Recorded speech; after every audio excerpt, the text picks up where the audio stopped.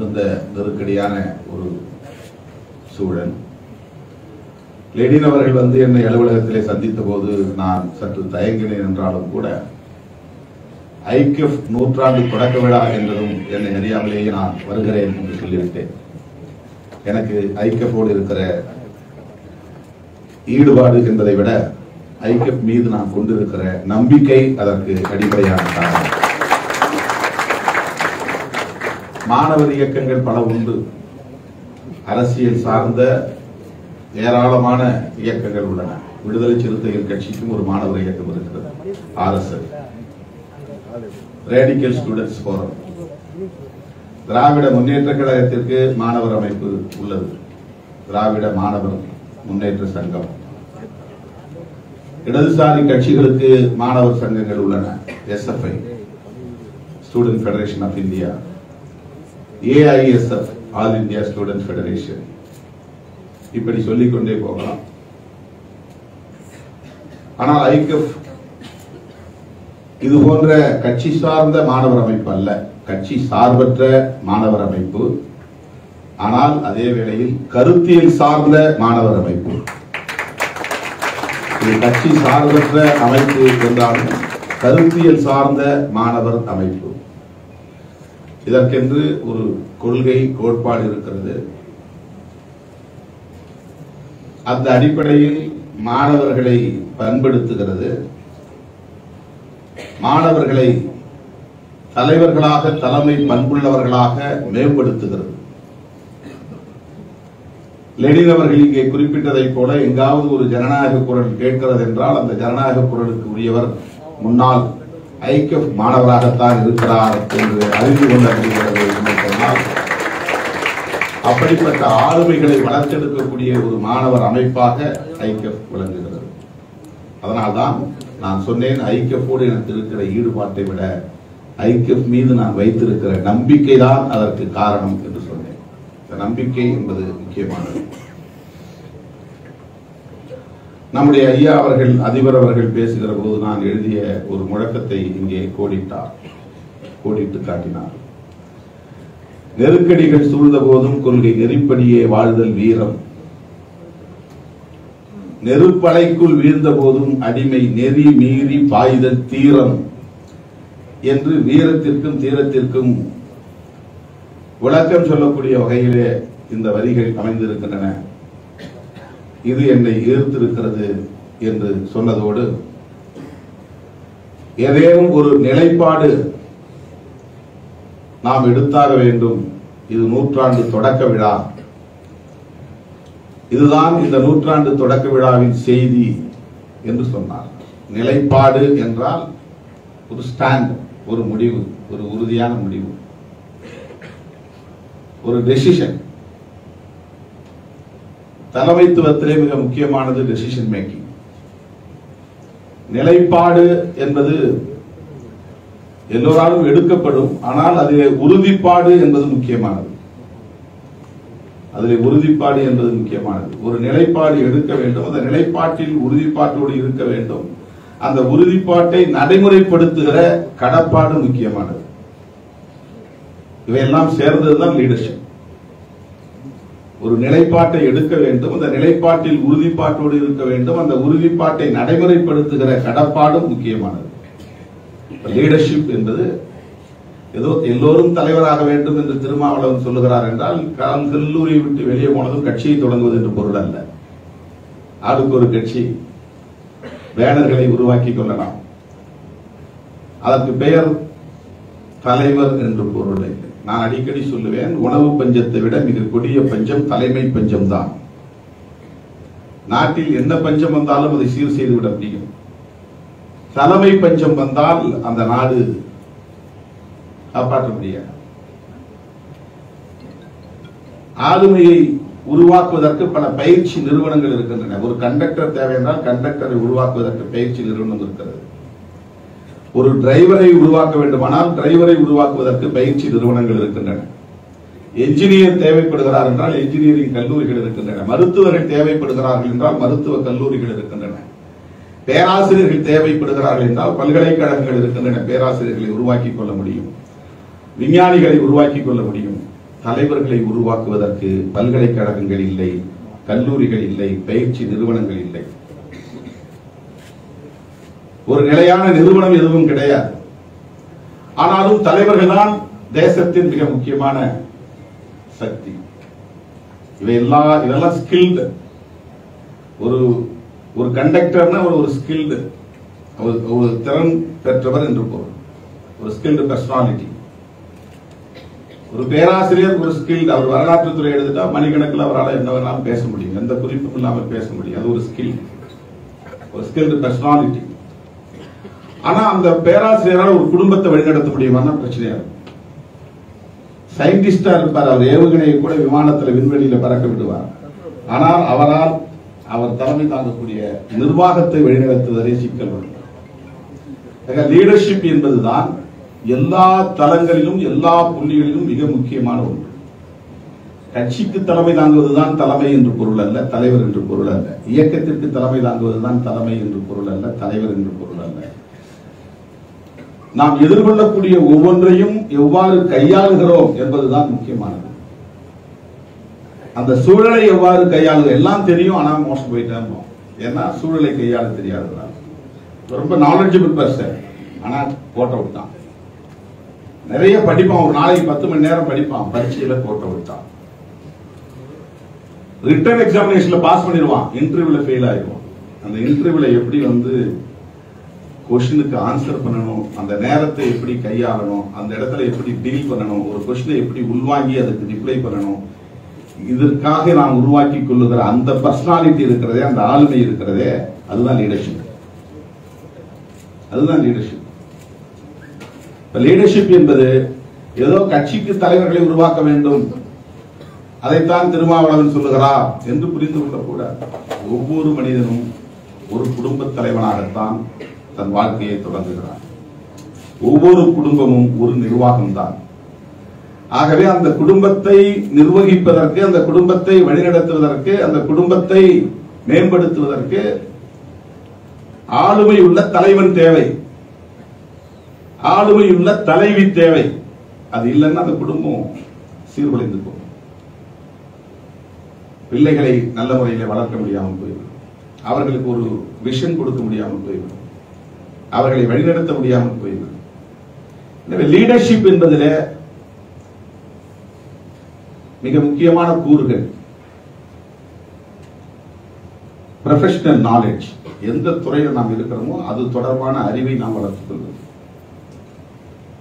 Professional knowledge in which field we are working. எதுல நம்ம வேலை செய்யணுமோ அது அரசியல்னா அரசியல் துறை, கணிதம்னா கணிதத்துறை, கல்வினா கல்வித்துறை, அறிவியல்னா அறிவியல் துறை,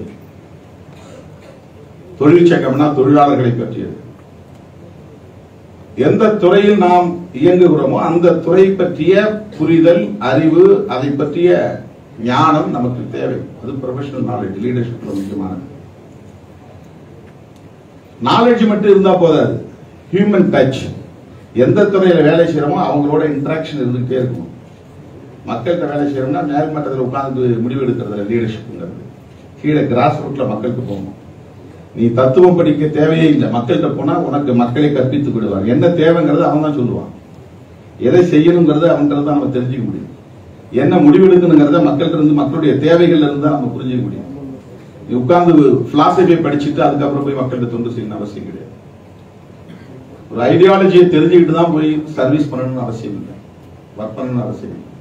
நாம் எந்த தொழிலாளர்கிட்ட வேலை செய்யறோம்னா தொழிலாளர்கிட்ட உட்கார்ந்து இன்டராக்ட் பண்ணிட்டு இருக்கணும், நாள்தோறும் அவங்களை சந்திக்கணும். ஹியூமன் டச் மிக முக்கியமான கேரக்டர் ஆஃப் லீடர்ஷிப், ரொம்ப முக்கியமான. மக்களை சந்திக்காதவர்களால் தலைவர்களாக இருக்க முடியாது.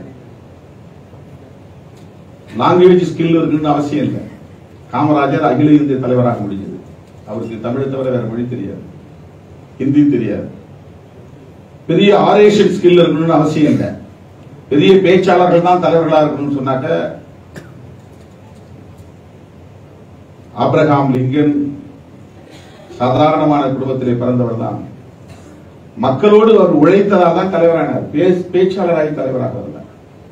எவ்வளவு பேர் பெரிய பேச்சாளர் அப்படி பார்க்கணும். நிறைய கிறிஸ்தவ பாதிரியார்கள் அருமையா பேசுறாங்க. இந்தியாவில் பாதிரியார்கள் மாதிரி மணிக்கணக்கில் பேசக்கூடியவர்கள் யாருமே கிடையாது. மிக அருமையா பேசுவாங்க. 3 மணி நேரம் 4 மணி நேரம் பேசுவாங்க. பயங்கரமா மக்களை ஈர்ப்பாங்க. அப்படியே அவங்களை கட்டி போடுவாங்க. அவங்க குரல்ல எழுந்திருச்சு மக்கள் ஆடுறாங்க. அப்படியே அந்த மாதிரி எந்த தலைவர்களும் பேச முடியாது. அப்படி பார்த்தா பாதிரியார் தான் இந்தியாவுடைய பிரதமர்களா இருக்கும். பாதிரியார் மாதிரி பேசுறது ஆளே கிடையாது தமிழ்நாட்டில், இந்தியாவில். அவ்வளவு பெரிய ஆரேஷன் ஸ்கில் இருக்கு அவங்களுக்கு. வெறும் ஆரேஷன் ஸ்கில் மட்டும் பார்த்தா ஹியூமன் டச். அது மாதிரி பிலாசபிக்கல் நாலேஜ் மட்டும் இருந்தா போதாது, ஹியூமன் டச் மக்கள்கிட்ட போய் இருக்கணும். பேச்சாற்றலை விட எழுத்தாற்றலை விட மக்களோடு நெருக்கமாக இருக்கிற மிக முக்கியமான ஒரு கூறு தான் லீடர்ஷிப் கேரக்டர் என்பது. அது ஹியூமன் டச். இதெல்லாம் இருக்கு. ஆனா முடிவெடுக்க தெரியாது. தடுமாறுவாங்க, பதறுவாங்க, என்ன செய்யறதுன்னு தெரியாது. இப்படி இருக்கிறதா அப்படி இருக்கிறதா ஒரு ஊசலாட்டம் இருந்துகிட்டே இருக்கும். ஒரு ஆசிலேஷன் இருந்துகிட்டே இருக்கும். இந்த மாதிரி முடிவெடுத்தா என்ன ஆகுமோ, அந்த மாதிரி முடிவெடுத்தா என்ன ஆகுமோ, அவர் என்ன நினைப்பாரு, இவர் என்ன நினைப்பாரோ அப்படிங்கிற ஒரு ஆசிலேஷன். அப்படி இல்லாம ஒரு லாங் விஷனோட இருந்தாதான் ஒரு டெசிஷன் மேக்கிங்ல சரியா அவர் எடுக்க முடியும். டெசிஷன் மேக்கிங் என்பது லீடர்ஷிப்ல ரொம்ப முக்கியமானது. அதை விட முக்கியமானது டெடிகேஷன்.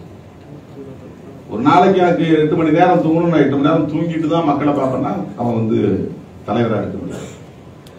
எனக்கு குடும்பம் இருக்கு, பெண்டு பிள்ளைகள் இருக்காங்க, அவங்களெல்லாம் பார்த்துட்டு அவங்களை செட்டில் பண்ணிட்டு தான் நான் வந்து தொண்டு செய்வேன் மக்களுக்கு அப்படின்னா தொண்டு செய்ய முடியாது. ஒரு நாளைக்கு 8 மணி நேரம் நான் என்னால தூங்க முடியாது, 3 மணி நேரம் தான் தூங்கணும். 6 மணி நேரத்தை அல்லது 5 மணி நேரத்தை மக்களுக்காக நான் செலவு செய்வேன். என்னுடைய உறக்கத்தை கூட நான் செலவு செய்வேன். டெடிகேஷன். எனக்குன்னு இருக்கிற நேரத்தை மக்களுக்கு நான் செலவு பண்ணணும். எனக்குன்னு இருக்கிற நேரத்தை மற்றவர்களுக்காக நான் செலவு பண்ணணும். என்னுடைய ஆற்றல் மற்றவர்களுக்கு செலவாகும். என்னுடைய ஆற்றலை நான் விலை பேசக்கூடாது. நான் அவங்க கூட வந்துட்டு வந்தேன்னா எனக்கு வந்து இது வேணும், வண்டிக்கு டீசல் வேணும், எனக்கு பெட்ரோல் வேணும், எனக்கு ரூம் அகாமடேஷன் வேணும், எனக்கு சாப்பாடு வேணும், இதெல்லாம் தேவைதான். ஆனா இதெல்லாம் பேசணும்னா என்னுடைய ஸ்கில்ல, என்னுடைய ஆற்றலை, என்னுடைய லீடர்ஷிப்பை நான் விலை பேசுறேன்னு அர்த்தம். அந்த மாதிரி இல்லாம மக்களுக்காக டெடிகேட் பண்றது. பட்டி கிடந்தா பட்டி கிடக்கும். சாப்பாடு இல்லையா, சாப்பாடு இல்ல, மக்களும் சாப்பிடல, நாமளும் சாப்பிடல. தூங்க முடியலையா, அவங்களும் தூங்கல, பிரச்சனை இல்லை, நாமளும் தூங்கல. இது டெடிகேஷன். டெடிகேஷன் இல்லைன்னா லீடர்ஷிப் இல்ல. இதுவெல்லாம் எங்க எப்போது வரும்னா சர்வீஸ் மைண்ட், தொண்டுள்ளம் இருக்கணும். தொண்டுள்ளங்கிறது லீடர்ஷிப் ரொம்ப முக்கியமானது. இது பதவி, அரசியலுக்கு போறதே பதவிக்காக தான். பதவிக்காக எதுக்குன்னா புகழுக்காக தான். புகழ் எதுக்காகனா பொருள் ஈட்டுவதற்காகத்தான். சீக்கிரம் பணக்காரன் ஆகலாம், பெரிய ஆளா ஆகலாம்.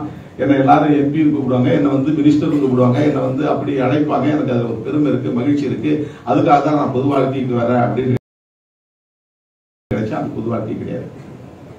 பொது வாழ்க்கைக்கு வருவதே சர்வீஸ் பண்ணுவதற்கு தான். இந்த சர்வீஸ் மைண்ட் செட்டை கொடுக்கக்கூடிய மிக முக்கியமான நிறுவனமாக நான் இந்தியாவில் பார்ப்பது கிறிஸ்டியன் மிஷனரிஸ்.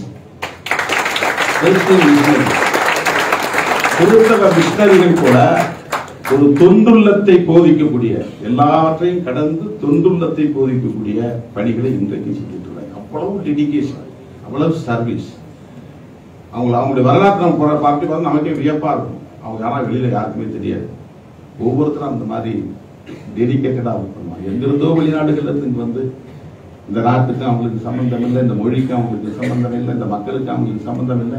ஆனா இங்க வந்து அந்த மக்களுக்காக தங்களை முழுமையா ஒப்படைச்சுக்கிட்டு திருமணம் செய்து கொள்ளாமல், இல்லற வாழ்வை தேடாமல், இருக்கிற நேரத்தை சுவைக்க வேண்டும், சுகபோகத்துக்காக பயன்படுத்த வேண்டும் என்று கருதாமல், சர்வீஸ் செய்வது மட்டுமே தன்னுடைய நோக்கம் என்று ஒவ்வொரு துறையை தேர்ந்தெடுத்து அந்த துறையை தம்மை முழுமையாக ஒப்படைத்துக் கொண்டு பணியாற்றக்கூடிய அந்த சர்வீஸ் மைண்ட் செட், இதுதான் லீடர்ஷிப். ஐகஃப் என்பது அப்படிப்பட்ட தலைவர்களை உருவாக்கக்கூடிய ஒரு பட்டறையாக நான் பார்க்கிறேன். தலைமை பண்புகளை வளர்த்தெடுக்கக்கூடிய ஒரு பயிற்சி பாசறையாக நான் பார்க்கிறேன். அருமை தோழர்களே, அடுத்தடுத்து ஏராளமான வேலைகள், பணிச்சுவைகள் இருக்கின்றன. நான் இஸ்லாமிய சொந்தங்களில் ஒரு கட்சியிலே இருக்கக்கூடிய தோழர்களோடு தொடர்ந்து 20 ஆண்டுகளாக நோன்பு இருந்து வருகிறேன். இன்றைக்கு 2வது நாள்.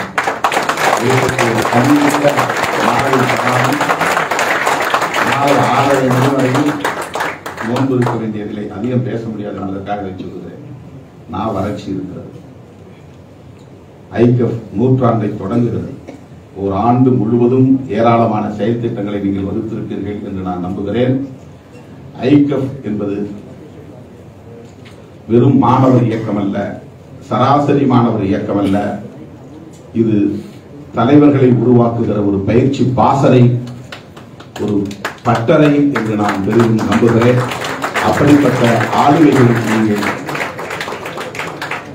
உங்களை ஆளாக்கிக் கொள்வதோடு இன்னும் பலரை வளர்த்தெடுப்பதற்கு உங்களை நீங்களே ஒப்படைத்துக் கொள்ள வேண்டும் என்று கேட்டு, தோழர்கள் சொன்னதைப் போல நாங்களும் உங்களிடம் கற்றுக்கொள்ள ஏராளம் இருக்கிறது, நம்மிடம் நீங்களும் கற்றுக்கொள்ள ஏராளம் இருக்கிறது.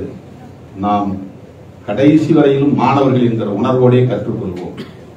தலைவர்கள் என்கிற உணர்வு மேலிட வேண்டும் என்றாலும் கூட தலைவர் என்று அந்நியப்பட்டு விடாமல், நாங்கள் தலைவர்கள் என்று அந்நியப்பட்டு விடாமல், நாம் எப்போதும் கற்றுக்கொள்ளக்கூடிய மாணவர்களாகவே இருக்கிறோம் என்ற அந்த உணர்வை பெறுவோம். அதுதான் தலைமை பண்பிலே இன்னொரு முக்கியமான அம்சம் என்பதை சொல்லி உங்கள் அனைவருக்கும் என்னுடைய வாழ்த்துக்களை கூறி, நெருக்கடிகள் சூழ்ந்த போது கொள்கை நெறிப்படியே வாழ்தல் வீரம், அருவாளை தூக்குவது அல்ல வீரம், கொடுவாளை தூக்குவது அல்ல வீரம். எவ்வளவு நெருக்கடி தந்தாலும் நான் இந்த நிலைப்பாட்டில் என் கொள்கையில நான் உறுதியாக இருப்பேன். என்னை குண்டர் சட்டத்திலே தூக்கி போட்டாலும், தேசிய பாதுகாப்பு சட்டத்திலே தூக்கி போட்டாலும், ஆயுள் தண்டனை தந்தாலும் என் கொள்கை நிலைப்பாட்டில் இருந்து மாற மாட்டேன் என்பதுதான் உண்மையான வீரம். அதுதான் நெருக்கடிகள் சூழ்ந்த போது கொள்கை நெறிப்படியே வாழ்தல் வீரம். இதை நீங்கள் அனைவரும் நெஞ்சிலே நிறுத்திக் கொள்ள வேண்டும் என்று சொல்லி அனைவருக்கும் நெஞ்சார்ந்த வாழ்த்துக்களை கூறி, இந்த நூற்றாண்டு தொடக்க விழாவில் பேசுவதற்கான இந்த அரிய வாய்ப்பை எனக்கு வழங்கியமைக்காக உங்கள் அனைவருக்கும் என்னுடைய நெஞ்சார்ந்த நன்றியை கூறி முடிக்கிறேன்.